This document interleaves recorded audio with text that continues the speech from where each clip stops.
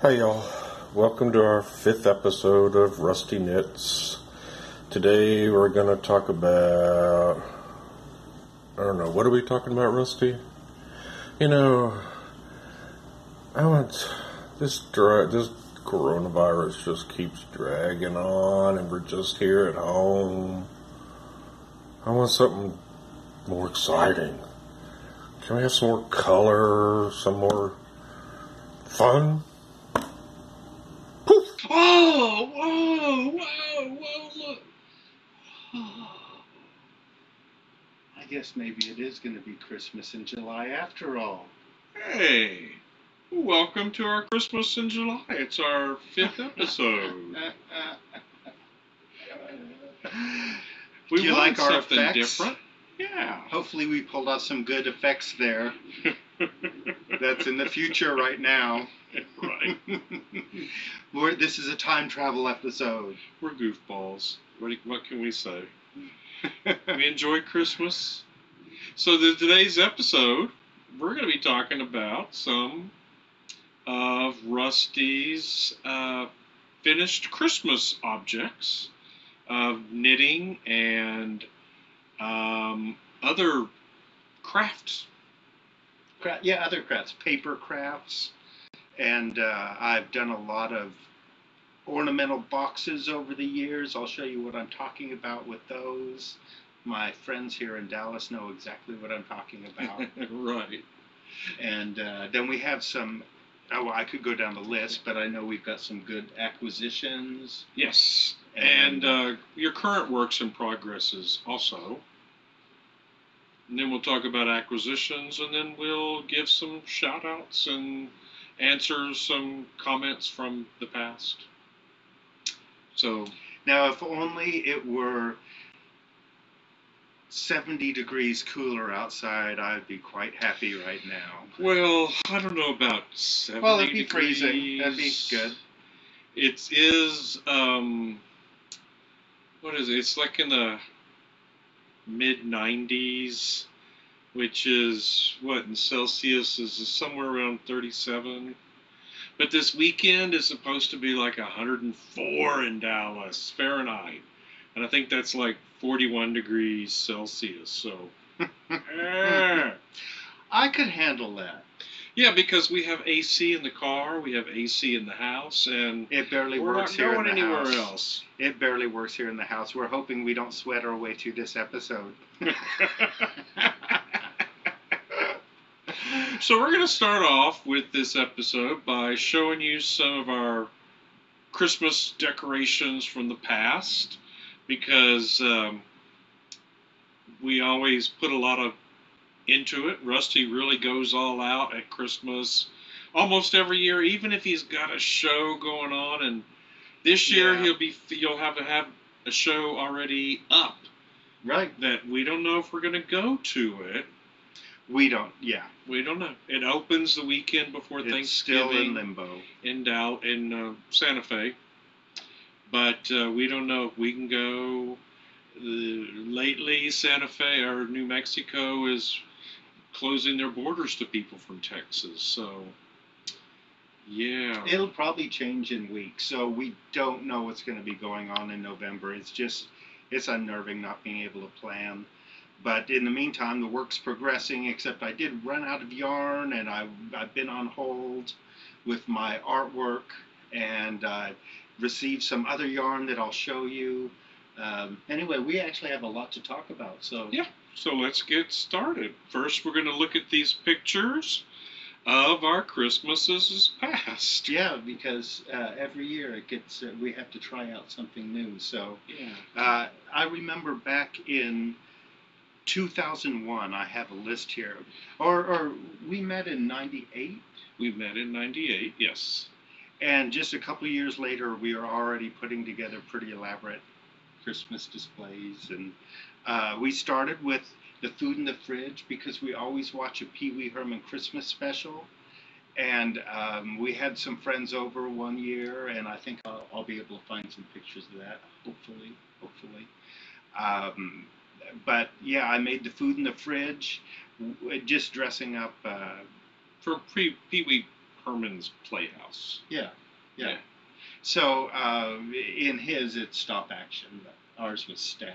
But Ours was, yeah. I dreamed of doing animations with the food in the fridge, moving around, having food fights, and Well, but that was the first year, and then in 2001 we had a ladder tree, our Yeah. first ladder tree that was in the Mitchell Lofts. right. Yeah, in the Mitchell Lofts. And I can't remember if we had holographic paper or not. It was kind of it. No, I don't think so. I think it was, and I think we have a picture, right? Yeah, I think it yeah. was sort of minimal. Pictures. Yeah. Then in 2003, we'd had a little experience with the food in the fridge and the ladder tree, and a number of our friends that had been at the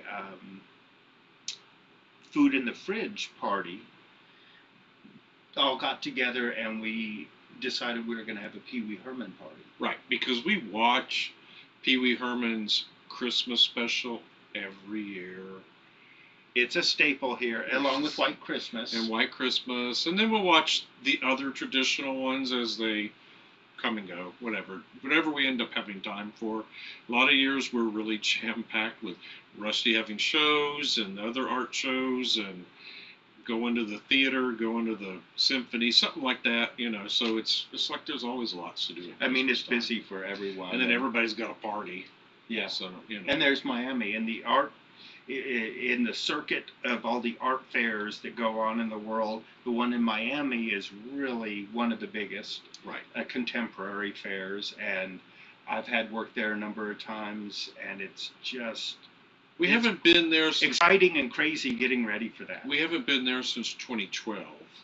Yeah. So it's been 8 years, but every year between 2003 and 2012, we were pretty much in Miami and on South Beach first week of December. So that was our Christmas vacation. Yeah. It was our Christmas trip. It was what we spent our money on, our Christmas money.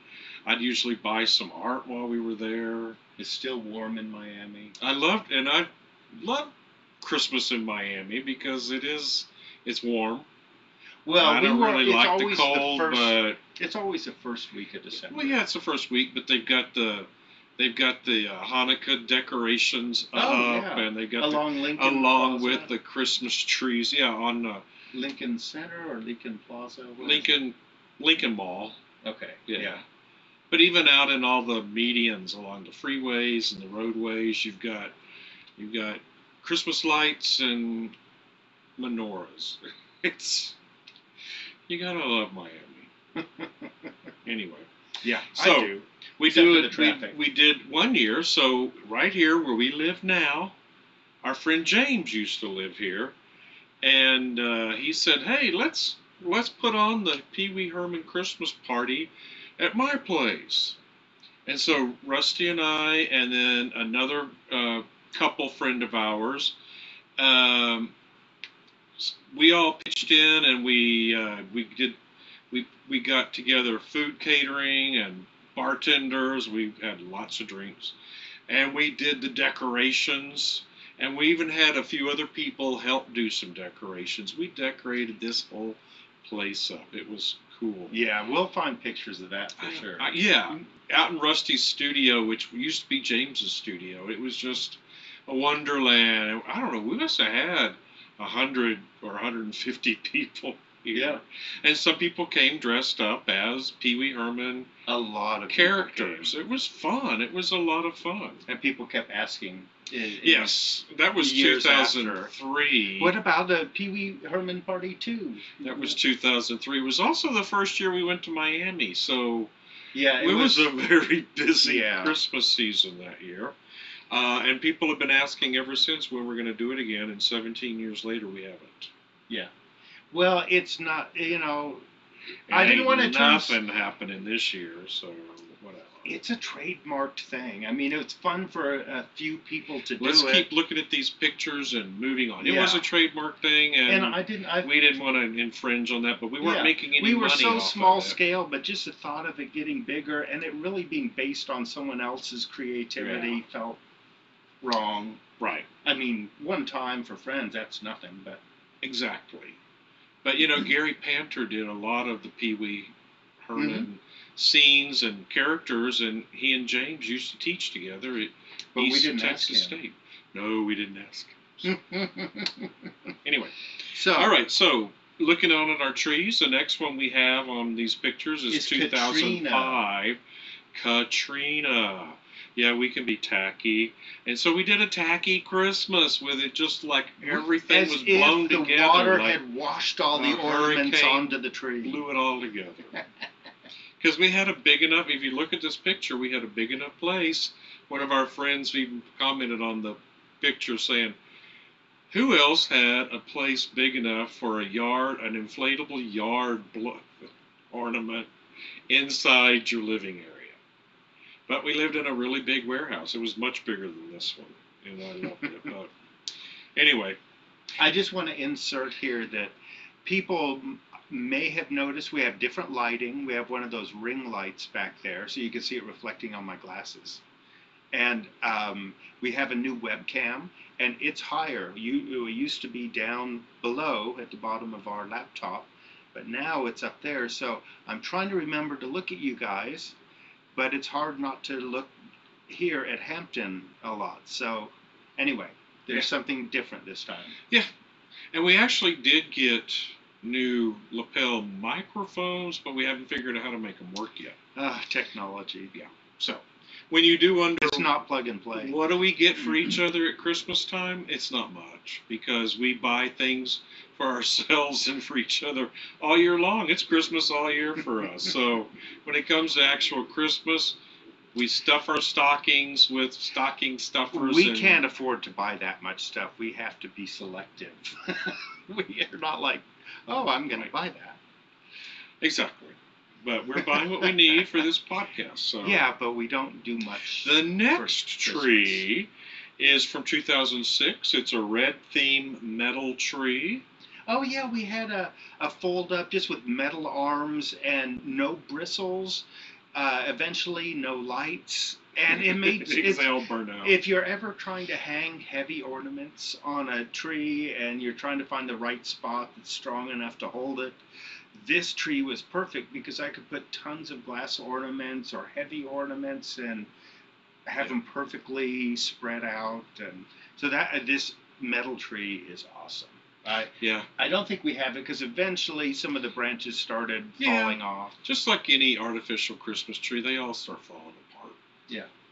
And the lights quit working, and you have to string Your your own lights on, which defeats the purpose of Yeah, a but without pre-lit without artificial tree. bristles, it really was possible. I know. I wish we could find another one of those. Yeah, But- because if the arms had been in good shape, I would have wanted to keep it for So a then while. in 2007, we had a artificial all-white tree that we decorated all with red ornaments. Yeah.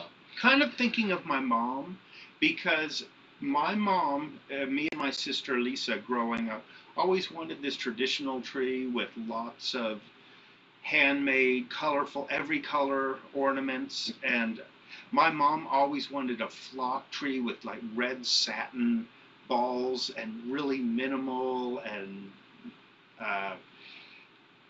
stylish. And so there was always this fight. So we had multiple trees because I loved decorating, my mom loved decorating, my dad was a Grinch, my sister was into it enough. Yeah. But, anyway, so we had multiple trees, and Yeah. It turned out really nice. so that's kind of inspired by my mom. In 2009, I don't remember what we did in 2008. We don't have a picture here, but anyway, 2009. Well, we had more white tree. We Yeah, had we another probably white just- tree. We and it had the was- same white tree. We just redecorated. We put it into the library. We have a lot of decorations. Yeah. Some years we were a lot more creative Yeah. than just putting up a tree. But We could do whole themes. We could do all ocean tree. We could do all woodland tree. We could do all animals. We could do all fruits. We could do all Santa Clauses, all angels. We could do lots of different themes. And so some years we do, and some years we don't. We like to mix it up. We always have a good time. So in 2009, because we had this big old warehouse space, we had about twice as much space as we do now. Yeah, we had 3,500 square feet. Yeah, that was amazing. It was amazing. I had so much space that I created piles, and I ran out of room just because right. I'm not good at organizing the space. Anyway, moving on. We did 3 Christmas trees that year. Or I did. Well, right, you did. Because this was an insane amount of time. So one of the trees was covered with Happy Meals, and it was that tree without any needles on it. It was just the metal limbs. Yeah. No, we often will, if we go through the McDonald's or the fast food, we'll get a kid's meal. Sometimes, right? I try not even. We may look like it, but I'm trying not to. But a lot of times, so I won't eat as much. I'll just get a kid's meal, and then we keep the toy, and so we've decorated Christmas trees with just the toys from kids' meals. We had used so many of them at the Pee Wee Christmas party, and oh yeah, we did do that too. They were hanging. They had little wires hanging, and they were in the garland draped across 20-foot spans across the ceiling. And so one of the trees was Happy Meals, and a lot of them were hanging on the trees. A lot of them I tied to the ceiling, and they were hanging just outside, like they were floating off of the tree. If they were rocket ships or airplanes, he would have them floating in midair just around the tree. Yeah, as if they're orbiting the tree. Yeah. And so that was an awesome one, and I think we have all those plastic cars with mobile. From Chevron. I'd collected all of those. I collect way too much stuff. Then we had another tree with just the glass ornaments. Yeah, it was the white Christmas tree again, the white artificial tree, and it was way back over toward the library, or I think it was in the den. It was in the den, right. And then we just had some like Target trees, and then I had tried to do something on the wall. I covered our library wall with black poster board, and was starting to cut out my ornamental box shapes. Yeah. Which I'll show you guys in a little bit. But and then I glued them to the black background and had painted them, and they looked like Christmas trees. And I kind of, as I kept adding to it, it started looking like a forest of kind of copper metallic-y Christmas trees. And so we called it, or I did, Christmas Noir. Christmas Noir. Because there was lots of black and gold and really antique-y, dramatic. And I don't have a good picture of it, but one of them gives you a hint of it as I'm starting to add it in. In 2010, Rusty got real industrious once again, and we didn't use any of that other stuff from before. And he bought all these galvanized plumbing pipes and flanges, and he screwed them together. He figured out, and he made a tree shape, like a modern abstract tree shape, out of galvanized plumbing pipes. And it was heavy too. Turned the pipes up so the flanges were on top, and then he'd set lava lamps and those static light balls. I don't know if they're a Tesla thing, but they send out sparks to the edge of the glass. And then some neon light, neon glitter palm lamps. tree, glitter lamps, glitter lava lamps. So it was like this big floor standing chandelier all of itself. So we kept that one up. We actually kept it up for 2 solid years. It didn't even come down. We turned it on every night for 2 years. When by Christmas of 2011, Rusty just reworked what lava lamps were where, and he put some white lights on all the branches, and it was just the same thing but a little reimagined. Yeah, it was really. I hated it when it was gone, and we kept it up for so long. I know. That I knew I would miss it because it provided the light for 2 rooms. It was bright. It did. It was a bright lamp.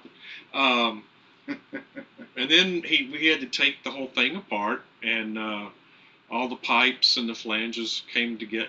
Came apart and were in a box, and then we had to move a few years later, and eventually we just got rid of that. And somebody else made use of those, so Yeah. that's good. Mm-hmm. We moved it on. Mm-hmm. 2012, we did a sort of a minimal thing again. Rusty did a cactus Christmas. He just shaped garland. I hung some wire from some exposed joists in the ceiling, and made this one garland full of lights and ornaments, and coming out of a bag on the ground, and it kind of goes vertical. It moves around, and Because then the some wind will catch it. arms coming off to the side of other garland, and it looked like one of those saguaro cactuses. Yeah. And then I put Jesus up at the top of the light. He's at the top of this thing as if it's been growing and lifting him One up. of those old-fashioned glow light that Yeah. you sit out in the yard and glow globe? glow globes. Yeah, but I it was don't- just the baby. Yeah. And you had him suspended in the air, and then a Then cloud a of cloud. It's like tissue the paper. thought was that Jesus is up there kind of conjuring a cloud to water this cactus. And I Right. don't know what I was thinking, but It I was had Christmas, fun. and We it had was lots fun. of fun. 2013 was a gift bag wall. Instead of really doing a lot of things out in the floor space, we just hung gift bags, wrapping paper, lights, colored ribbon up on the wall. Copper ribbon. Oh yeah, copper ribbon in the shape I of love the a metal Christmas ribbon. tree. Yeah, and I don't know if it was this year or a different year, but one year I ordered some mannequin hands because I thought it would be so cool to have the hand and screwed onto the wall and be holding the shopping bags, and we would just put our ornaments in the bags, or not ornaments, but our small little gifts, stocking stuffer type things, into the bags on the wall. We're close to 20 minutes. Oh, we Um, need to be moving on. we do. So that was a good year. 2014, we had it somewhat minimal because we knew we were moving.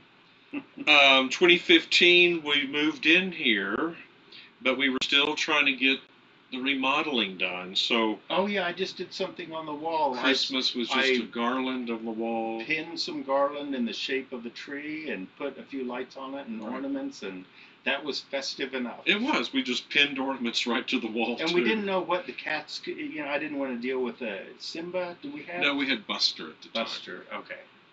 Our- So yeah. then moving on, 2016, I did it over the kitchen counter, and Yeah. that's why we had some Christmas cards that I had cut into the shape of a tree and done kind of like my decorative boxes. Yeah, And so we did it in we'll an show you out of the some of way. those too. We did it in an out of the way place.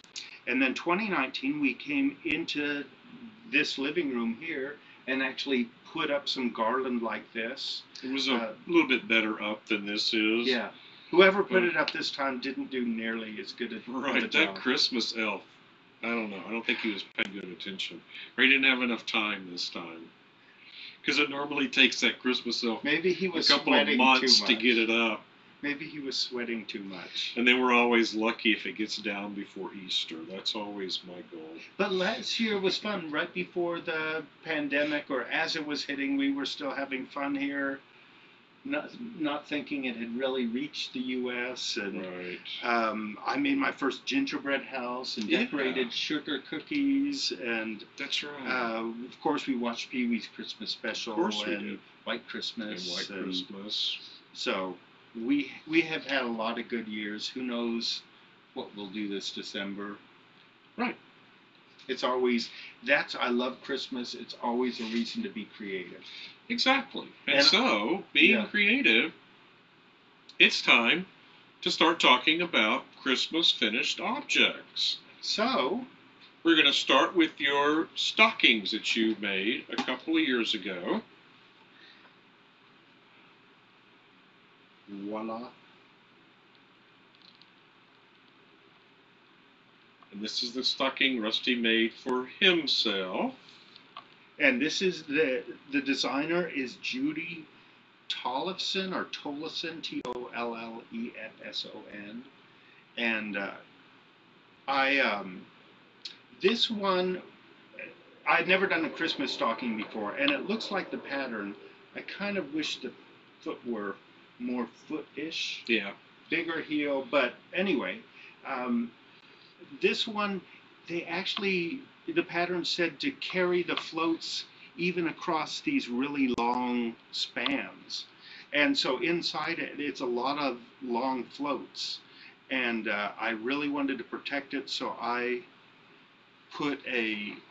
sewed a felt liner, and we didn't have a sewing machine. No. And this is one of the reasons I every now and then I run into a project where I have to sew something. So this is one of the reasons we got the sewing machine. And you made that one for you, and now show the one you made for me. Another Judy Tollefson, and these actually have names if people want to look them up. But this one is a gold brocade Christmas stocking. The other was a midwinter Christmas stocking. And I pretty much matched the colors on this one. Yeah, it looks really good too. It looks like it's really showing up well on I love these camera. the contrasts of the gold and the yellow together, and then those blues and purple. Yeah. And here it's got something that I hadn't done before. You bring the floats to the right side of the work, and you always twist them one way or the other, or you do it back and forth depending on different directions on subsequent rows. And anyway, I'm not sure what that's called, but I really like the bead that it makes. And we actually used them last year, and that was another reason I We wanted. used them 2 years, but you had them lined Well, last year, so I was afraid we could really use they them. have an I-cord to hang it, and it's attached to the stocking, but I really wanted the felt liner inside because of those pulls, because of the long floats Yeah. inside the other. But also, I didn't want this totally stretching out and for us to forget how much strength it has and to put something heavier in it, and then it's all stretched out and I have to block it or something. So the felt inside, which the cord is attached to, keeps it from being stretchy. Right. So anyway. So currently these are our goal for fill this, and that's our Christmas presents to each other. Mhm. So it's trinkets and chocolates and Candy. and you know, usually. Well, sometimes the best You can presents get are some- really little. Yeah, you can get to cool T-shirts inside of that and things like that. Mhm. All right. So your next thing are your styrofoam ball ornaments. You've done I a couple almost of didn't want to these. show them. These aren't very impressive. It's a beginning. Yeah. Because I have really great ideas in my head that I haven't done. One of our new cat, Simba, and he has always huge eyes. So, and what I did was there's a, actually it has whiskers. I don't know. Oh yeah, you can kind of see it there. That's all you can see on him are his eyes though. So it looks very much like him. And I did a standard kind of ball with, it started probably with 8 stitches and did increases and, on 4 needles, did increases up to the widest part. And from there, I kind of followed all the hats I did, all the pussy hats, and where I went straight up in a column, and then when they would wrap around, when they were tall enough and would wrap around and just touch in the top, I did a Kitchener stitch to join it across the top, and so it actually has the kind of the same structure as a pussy hat would. Yeah. And So looks anyway, a that lot is like a Simba. cat. That's our Simba. I don't know what this is, but it's a striped apple. Yeah. It's green and red, and I just wanted to create something, and then I put some leaves on it. I did some kind of scalloping. I don't think I had a pattern. basically, like, you could just cast on 3 stitches, purl 3 stitches the next row, knit 1, yarn over, knit 1, yarn over, knit 1 to increase and make the holes, then purl 5, and you would basically always leave that center stitch, leave the center stitch a knit stitch, and then just create a yarn over hole on each side of it, which will increase your stitches and make it get wider and wider. As long as you're having holes, the sides are getting wider. And then you just have a series of decreases. And I think I wanted something irregular to look realistic. But anyway, I'll try to find a leaf. I think the leaves were the coolest part about this, so I'll try to find a leaf pattern. I think there's a number of patterns out there, but it's really simple just to do your own thing with yarn overs.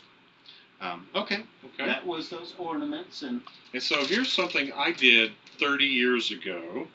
Me and a friend, who was my neighbor when I had a condo way back when in the 80s. And we just did these simple wall hangings.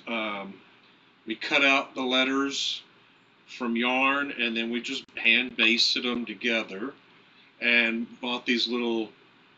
Oh, you didn't use a sewing machine? Stuff, no.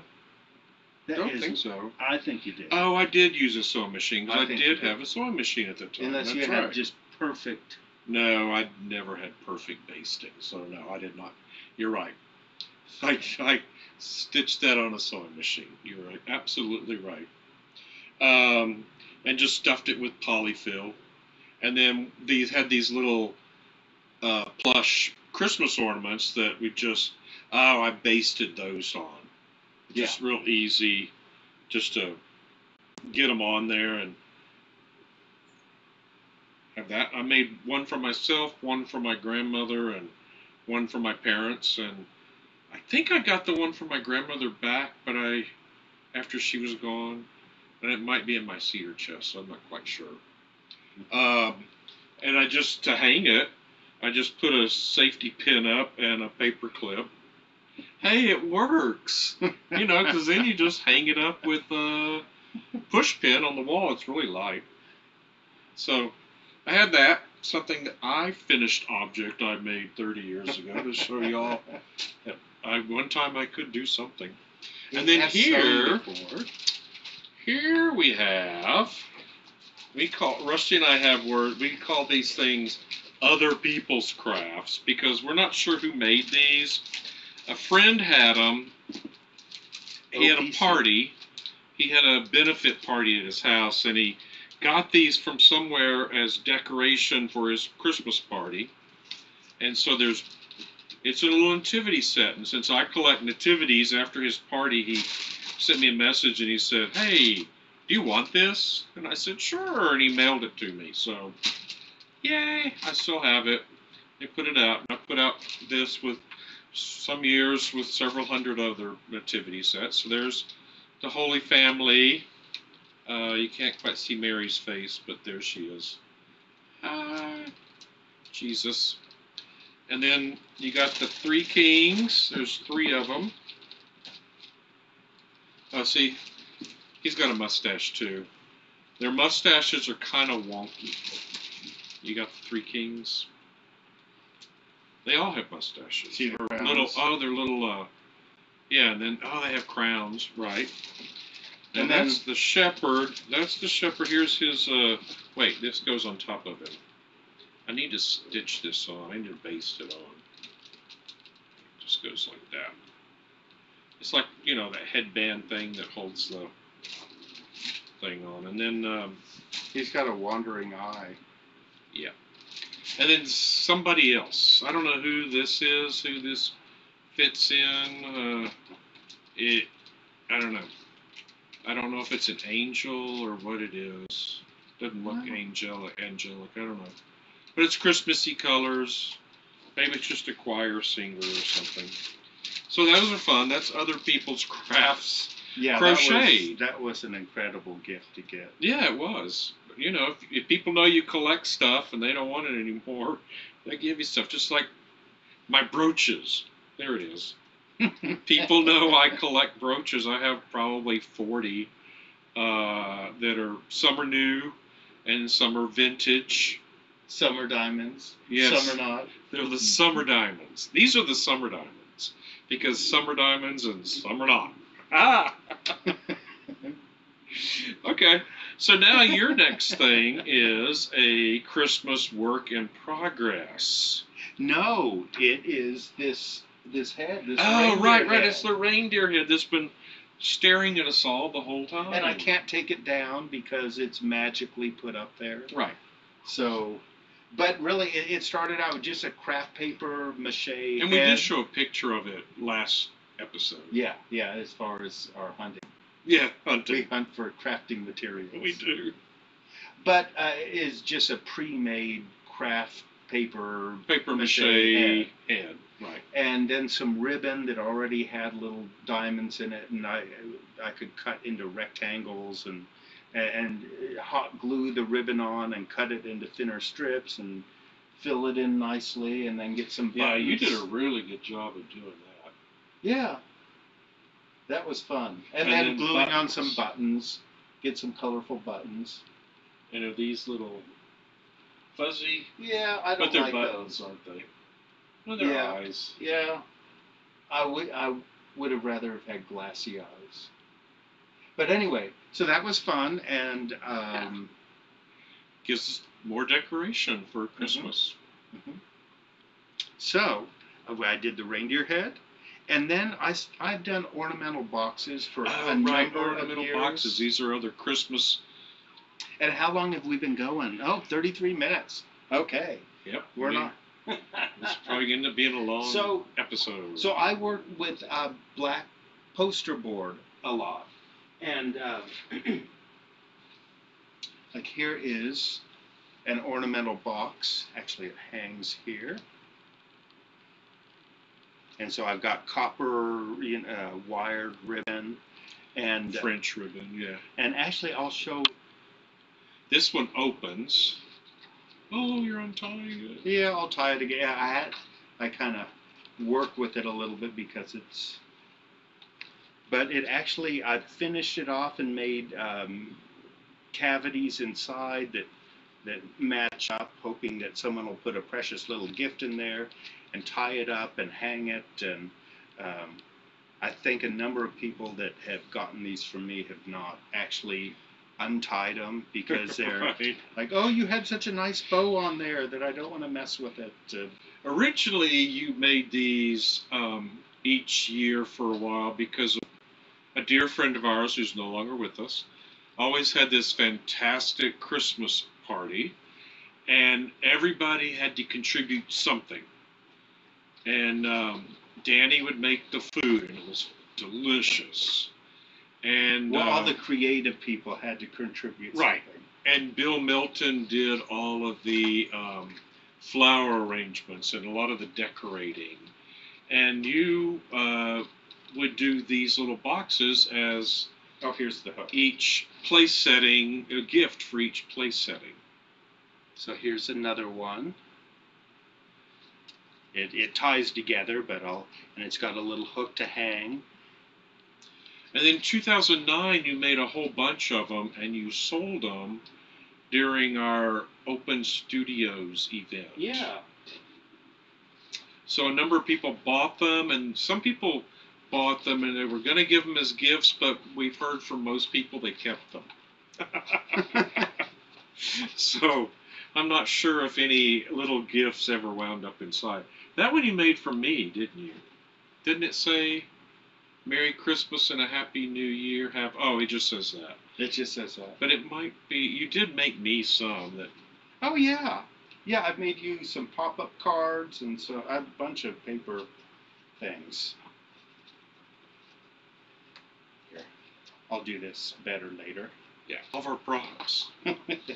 So I'm still adding to it, so I'm considering it a work in progress, but these kind of the same shapes as making those tips, but I put two of them together, and then I kind of use some wire, make a little chain in there to connect them. And these don't open. No, these don't open. I've made some different different variations, added some beads in there, and I like to use metallic paints, the gold and the copper, and on the black poster board, it looks really antique-y if you don't totally cover it, but just let the black show quite a bit. And pretty much that's the same one. I did some teeny little boxes. This actually unfolds, if I can remember how to get it started. So it's a box that's kind of, I had folded some icosahedrons, some 20-sided things, and realized that that same shape could go together into creating a, oh wait, you start here, go around in a circle, and it closes into its own little tetrahedron box. Like a ring box. And so once I had it together, then I wrapped it with some ribbon and spray painted it, and then removed the ribbon, and so now it's got a pattern on it.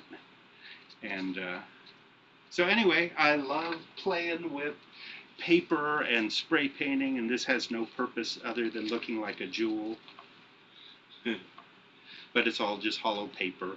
Oh yeah, you said those sitting around. Now, Rusty, why don't you start showing us your current works in progress?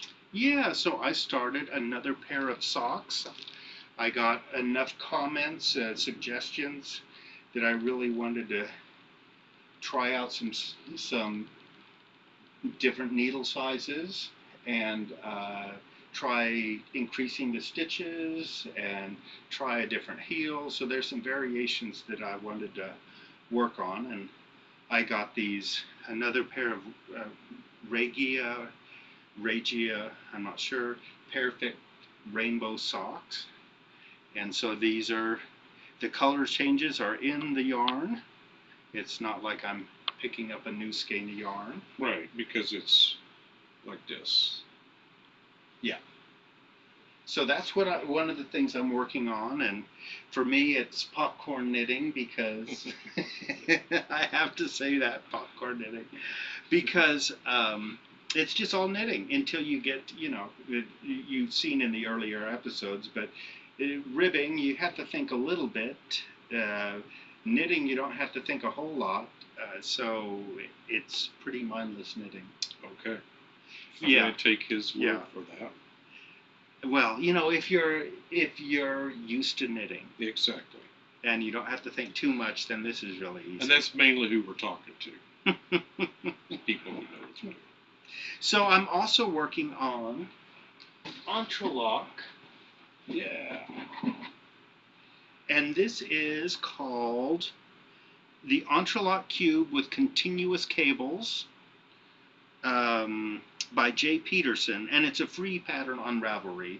So I'll post the link in the notes. Actually, there's lots of links in the notes. There's actual timings in the description. I say notes in the description.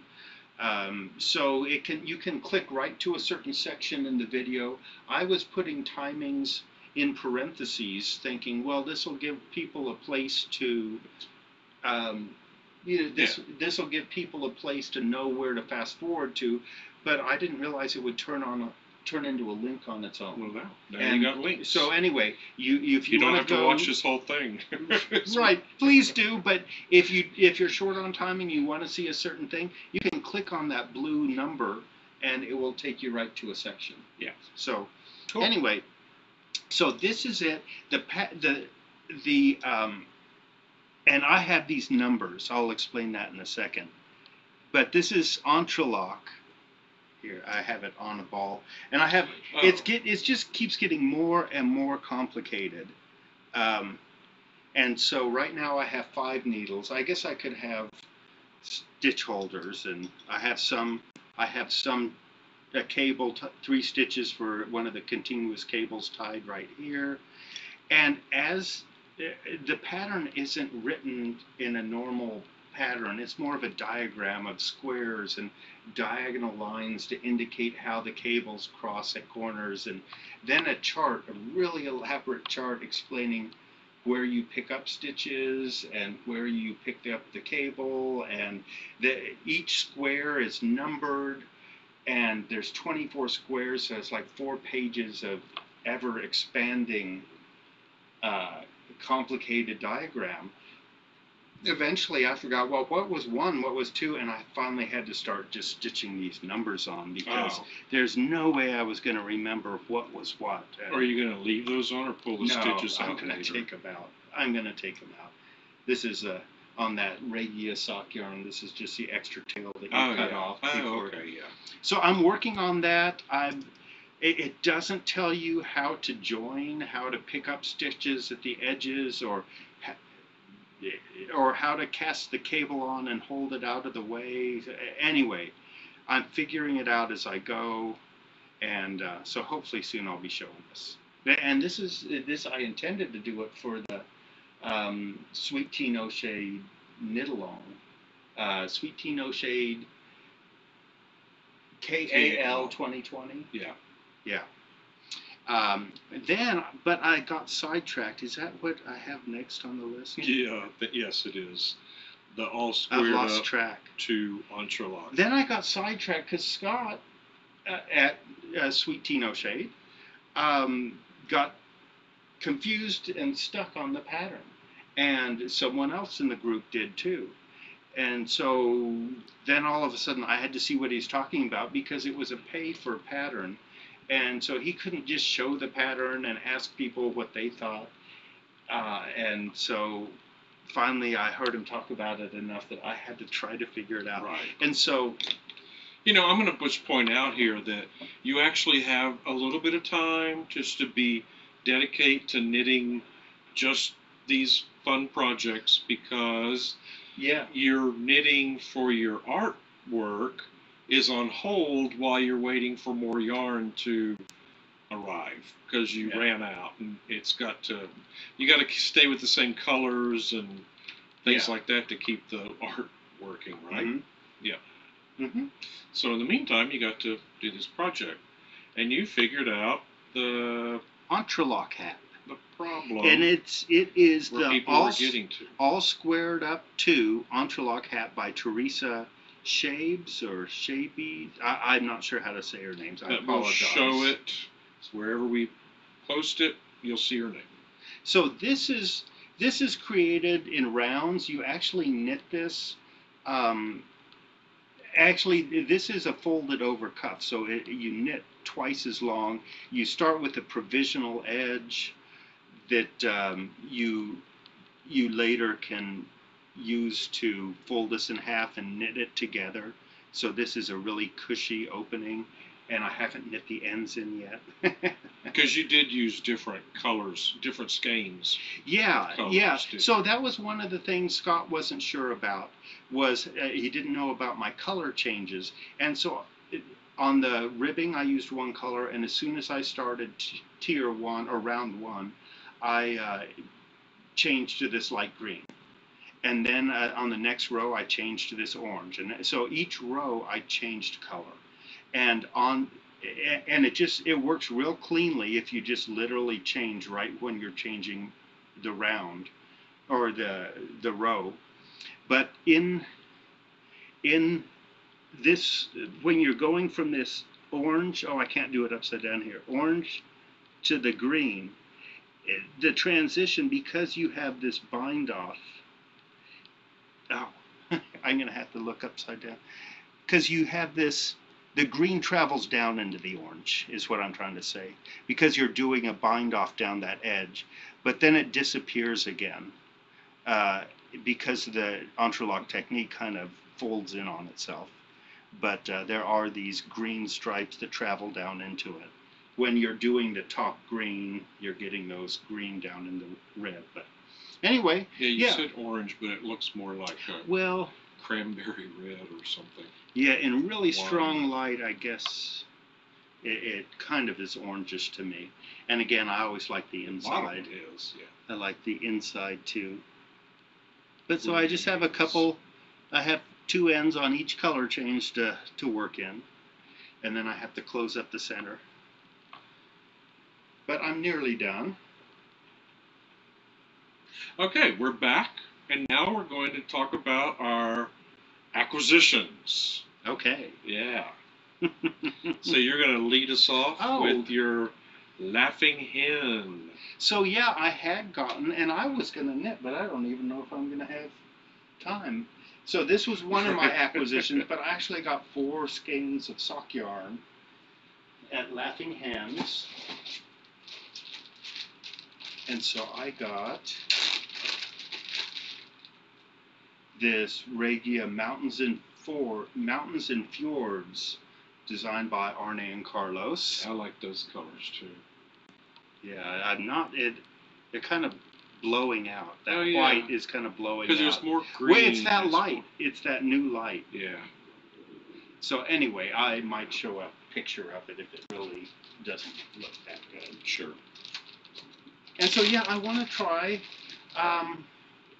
a Flegel heel. I want to try a non-Euclidean heel. I guess I just heard of a boomerang heel because it says to do a boomerang heel, but I think that is the short row heel that I was already doing on the first socks. Here's another one, Regia design line. It's summer nights. I did fall nights, lots of browns and fall colors, but this one is summer night. Yeah, I don't think that's showing up because of the light. It looks more blue on the screen. Yeah. But even though it's got a lot of blue, but it's a lot of gray. And I don't know how you describe these colors, but yeah. But those colors look pretty accurate on the screen. Oh, Regia Perfect. Well, hopefully it's it's kind of a tan and teal. Aqua. Yeah. Yeah. So anyway, I like them, and that one is Regia Perfect Eric Partnerlook. I think that must be someone's name, Eric Partnerlook. I'm not sure. So okay, that was from Laughing Hens, and then I got some new knitting needles because I had seen. First off, I use DPNs. I like metal or bamboo, especially metal. DPNs. I use circular needles, but unless the diameter is just perfect, I hate stretching the yarn to try to get some of those stitches, and I don't have to worry about it with the DPNs. But now I ordered some Addi Crazy Trio. It's spelled weird, so I'm not sure if that's actually how you say it, but I got 2, 2 1/4, and 2.5 millimeters. So that's like 0, and that's what you're using and on 1.5. Yeah, and that's what I'm using socks. on this. That's what I'm using on the rainbow socks, and these are flexible double-pointed needles. So it's a double-pointed needle, but it's flexible in the middle, and so it's a little bit different knitting with it, because you've got to position the stitches almost like magic loop, sliding the needles back and forth, which I don't really know magic loop, but I have an idea that that's what you do. So I had to get used to sliding them into position more, but it is pretty easy. I'm starting to get quicker with them. I've knit a few inches on this already, and I'm starting to now get used to them. So I got 3 sets of those, and want to find the perfect size for knitting my socks. Yeah. And so yeah. And you do a lot of knitting while we're out driving in the car. Not that we're driving much these days, but no. Even if we run to pick up food, or if we go to the grocery store, sometimes you'll sit in the car while I go in and grocery shop. But you'll be knitting, and sometimes you go in with me. Yeah, but I figure, we're trying to keep distance from people. Just the more people, the worse it is. You're true. We wear our masks when we go in places, and we have lists, and we try to get in and out. And then we have our sanitizing situation when we get into the car. And to wipe everything that we might have touched around us. But this this past weekend was the 4th of July holiday weekend. I had off work, meaning they did not want us to work on our PCs at home on Friday or Saturday. So I had free time. It was fun, but there wasn't really anything to do. But we said, hey, why don't we just take a road trip around the city and go sightseeing? You can do that in the car. Yeah. And In your own little bubble, driving around. And but then Rusty said, well, hey, what if we just sort of checked out a couple of these yarn shops around the Metroplex on this yarn crawl? So we did. We headed south on 35, and we went to Waxahachie. It's a cute little town. It's just about 30 minutes from here. When I was a kid, it was out in the country, but now it's really just a suburb. And but it's got some old parts of town, some old quaint Victorian homes. really pretty decorated. Yeah, the street was lined with American flags, and the houses had buntings on them, and it was really pretty. And then the courthouse downtown is really nice. And so there's a yarn store that's in the downtown square, or just off the square. And so we thought, well, okay, let's just park. There were people walking around on the sidewalks, but it wasn't like some New York City scene. It wasn't like dense population on a town. No, there's like 2 people on a block or Right, something. So we were able to keep our distance away from people, and so we went to the Big address distance. for this store called U2 Yarn. All one word, E-U, Like a sheep. E-W-E, Like a like a sheep. sheep. You U2 to Yarn. And so we found it. I'll put the link. Yes, you will. And it turns out it's one of those kind of deals where it's a store within a store. So there was a whole section of the yarn store that was inside of a. Was it a consignment shop? It was. Well, it was an antique store, and so it might have been consignment stuff, or the owners might buy stuff and then resell it. I'm not sure. It was kind of set up like one of those, like Mission Mills in Portland, Or Dolly Python. or here Dolly in Dallas. Python here in Dallas, where there's all these little kind of booths of individual vendors, but those vendors aren't there every day. Yeah. And the people who run the store kind of know what's there and how to sell things for you. So we were actually sitting in the car, and I was determined not to get out. And we Yeah. could see that no one else was in the store. Yeah, we looked through the glass, and there was nobody in there. So we're like, okay, well, this seems safe. So we had our actually masks went on. into a yarn store, and I felt like I was doing something wrong, or Yeah, but it was so right. As we got over to the section where the yarn store was, because the yarn store part was probably about a third of the overall store, which was actually 2 storefronts that were connected by a hole in a door in the wall. And they had signs right as you enter, and sanitation. Said, yeah, please put hand sanitizer on your hands before you start touching the yarn. Yeah, and keep it to a minimum anyway. And keep it to a minimum. So we did. I mean, it's easy to look without touching until you saw a few things you wanted to And touch. I don't know if it So many was colors. if it had been is like yarn deprivation or something. Even though I've been ordering, you've seen I've been showing you I've gotten yarn, but suddenly being in a store Yeah. where there's so much of it that you can smell it. It was wonderful. And so look at this. It is so beautiful. This is her own dyeing. So whoever is U2 Yarn, it's so pretty. This has like rust and gold and green. Real fall colors. It's amazing.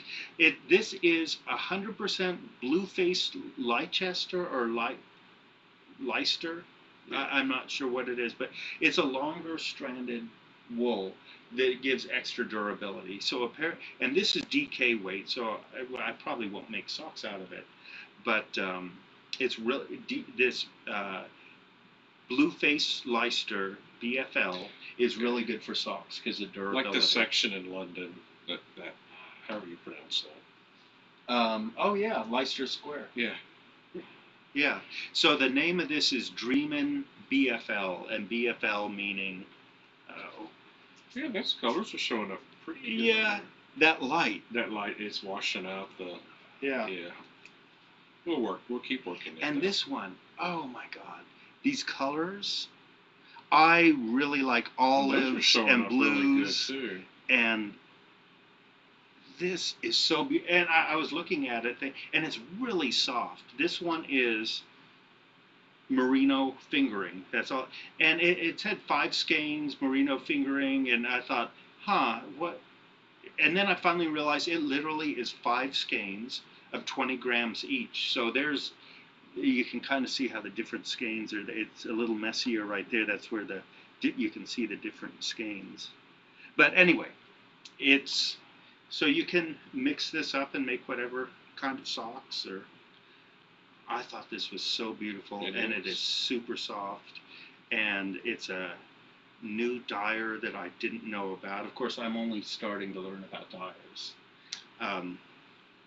But I love this. And then you bought some yarn. Yeah, because I'm going to give it a try. Knittings. Knitting. So, to get me started, I bought 2 skeins. I got this Barocco Remix. I'm going to hold it closer. Yeah. Oh, wow, okay, that really washed out.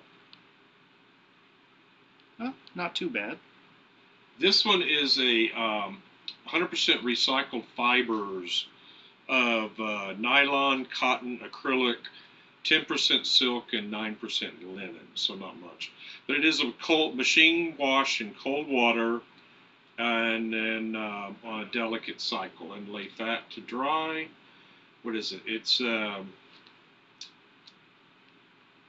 yeah. So even though it's all, there's a lot of acrylic and 50% acrylic, isn't it? Or 30% nylon, 24% acrylic, okay. 27 cotton. It still needs to be washed cold and laid dry. It's right. not like a wash and wear. Yeah. And so I got that. And then I also got. And I've tried to show him some knitting already, and the other is a little harder to knit with because it's fibery. This is Pacolet Valley Fiber Company. It's a Texas cotton and dyed in Texas. 100% organic cotton. Yeah, this on the screen it's showing me it looks really teal, almost like. Oh wow! But it's really a light. It's a really pale, like an Easter egg mint. Yeah, like a robin eggs blue. Oh wow, that's not working at all. No, it's not. It's called Celadon. Yes, and if you know some potters, without a doubt will have used Celadon dye or glaze. Both of these I got are really kind of a Celadon color because that's the color of our tiles in the kitchen. So I thought it'd be just easier to start off by making a washcloth and a pot holder and just learn how to hold the needles and do the tension, which is definitely something I've got to keep working on. But I just started this weekend, so when you cast on real tightly, that first row, it's extra hard to get your needles into, and right. He's learning it all. And I remember how it's hard to hold on to it feels like so many things you're keeping track of, the tension and where to put the needle, and then we took it all up to the register. There was just the woman and her friend. Her husband, I think. He was from Florida, so he was visiting. Okay. He was just a friend. Florida, come to Texas. Yeah, he came to Texas to get away from the beach because there were too many people. in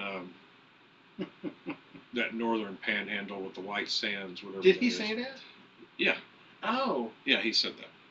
But you know, all I had to do was touch my card to her square. I didn't have to really touch anything else, so it was good. You know, she had a mask, we had masks, and then we scurried back to our car. An hour and 4 minutes. Yes, well, we're getting there. That's why people can zoom up. So our next, we drove from Waxahachie up to Fort Worth, and we went to West 7th Wool and found that it's really close to all the museums and the cultural district, which was really cool. But as soon as we pulled up in front of the store, big sign said, "No public admitted." So it was just for curbside pickup. So Rusty just called in and said, "Hey, give us a couple of a number 5 and a number 8 straight needles." And all they have are these bamboos, but that's what I needed to start with. ChiaoGoo bamboo needles. ChiaoGoo bamboo needles. And that doesn't look green either. That looks blue up there. It does. And my shirt doesn't look right either. No, this is as green as his shirt, which is Christmas green. Kind of candy Kelly apple. green. It's Yeah. really, really green. Whatever. Oh, well. Colors. Yeah. So at that store, we were in the car. Rusty said, "Hey, give me these size of needles." They took our card over the phone, and he said, "Okay, we'll be right out. Roll your back window down." And he put the sack in the back seat, so we didn't touch him, talk to him, nothing. Mm-hmm.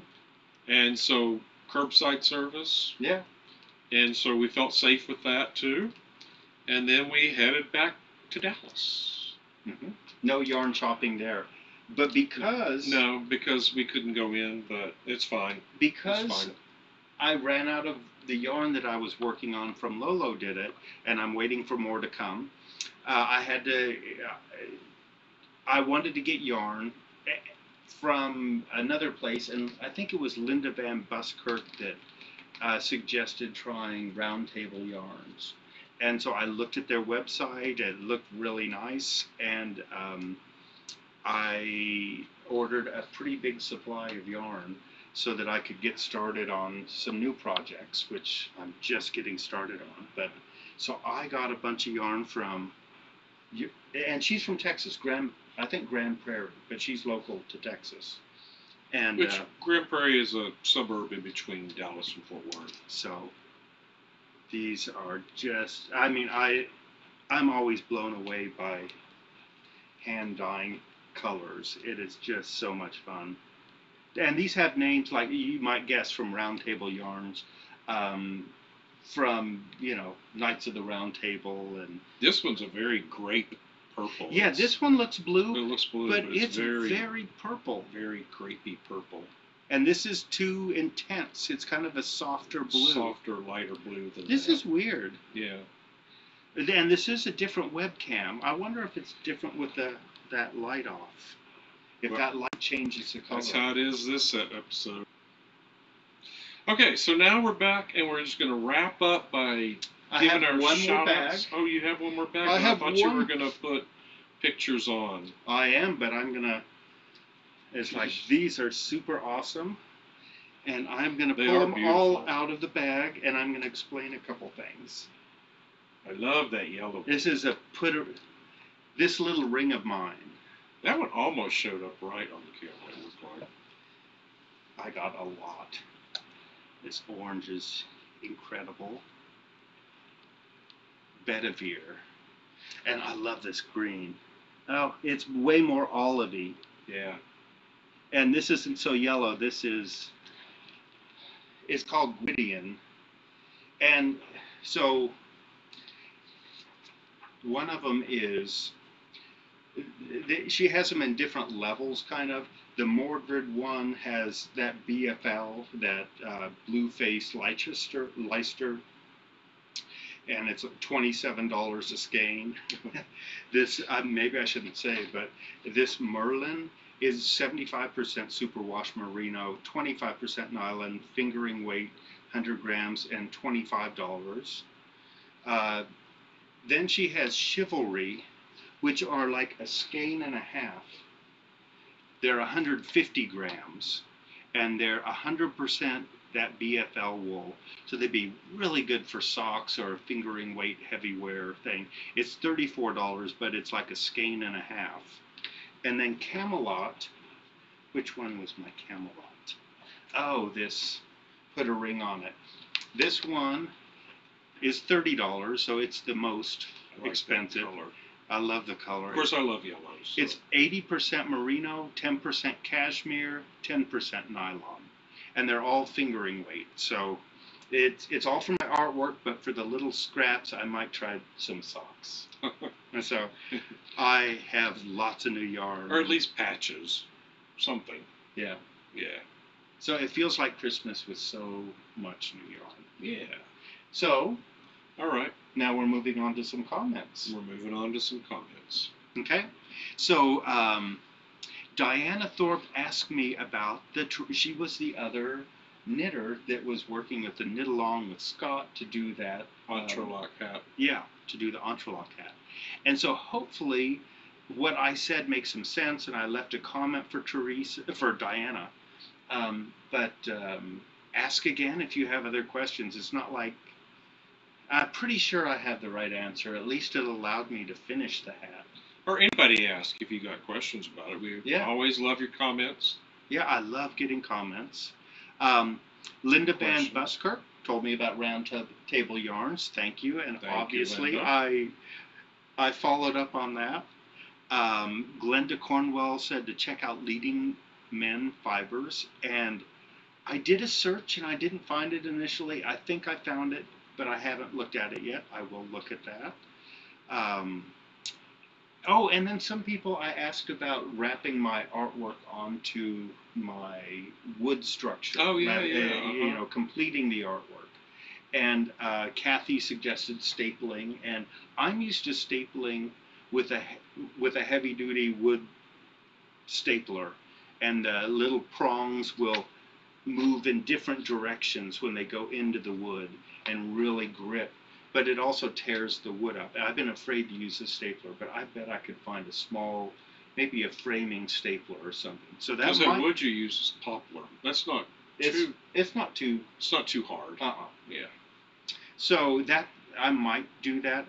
Rob DeLine said, "Well, attach Velcro on the back. That'll hold it forever," and that sounds like a good idea. So once I get back to finishing these pieces off and testing them again, I will figure out something. Maybe one of those two things. I appreciate the comments.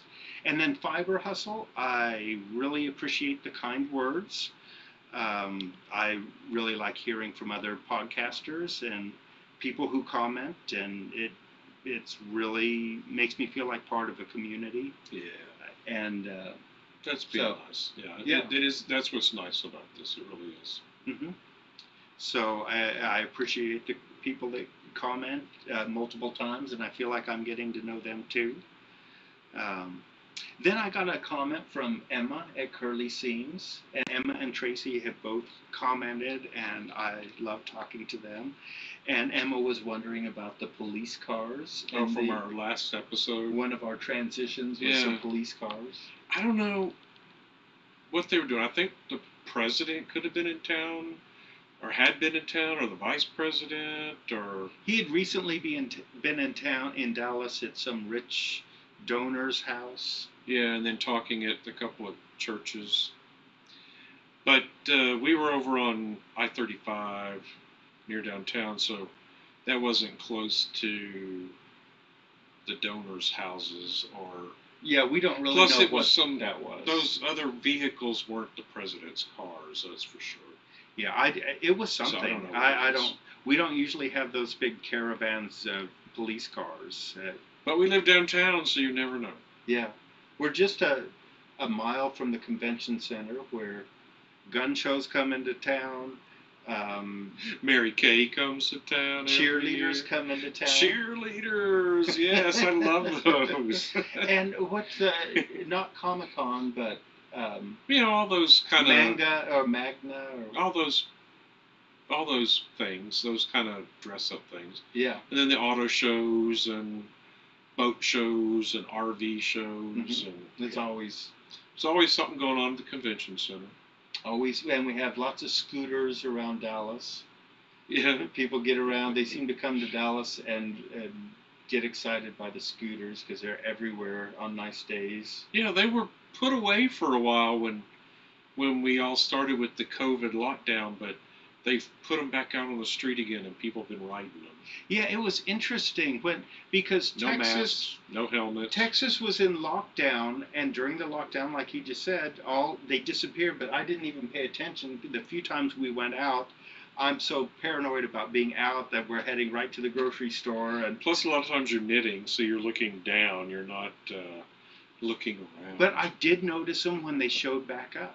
Yeah. Because then Texas was talking about opening back up for a while, and then they started showing up on the streets, and they're laying down everywhere like a few months earlier, and that's when I realized, oh, they've been gone, and now they're out, and people are using them outside, and now we're going into stricter, not lockdown, but we're going into a stricter time Or something. We'll see.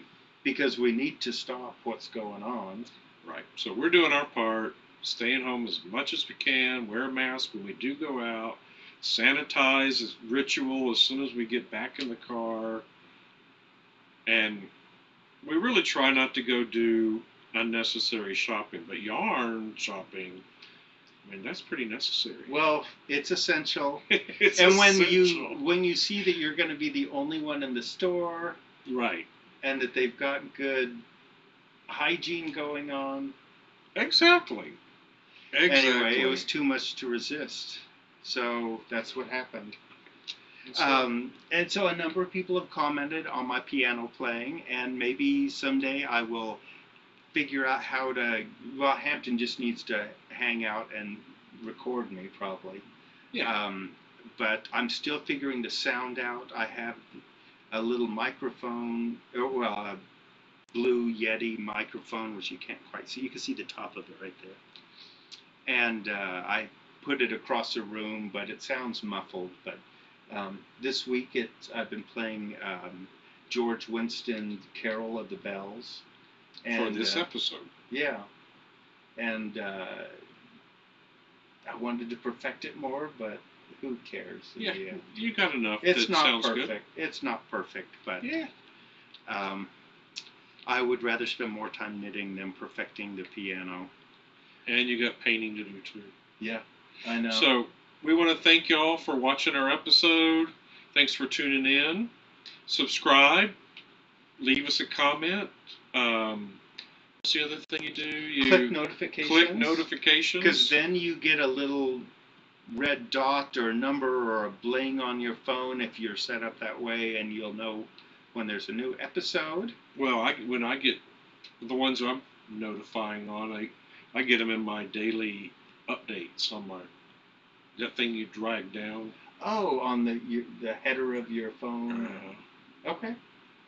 Well, so it looks like Corey Eichelberg I have just to go. posted a new episode. Oh, okay. Anyway. Yeah. I rock knits. Yep. Okay. Well, good to talk to y'all. Thanks. And stay cool. Yeah, stay cool.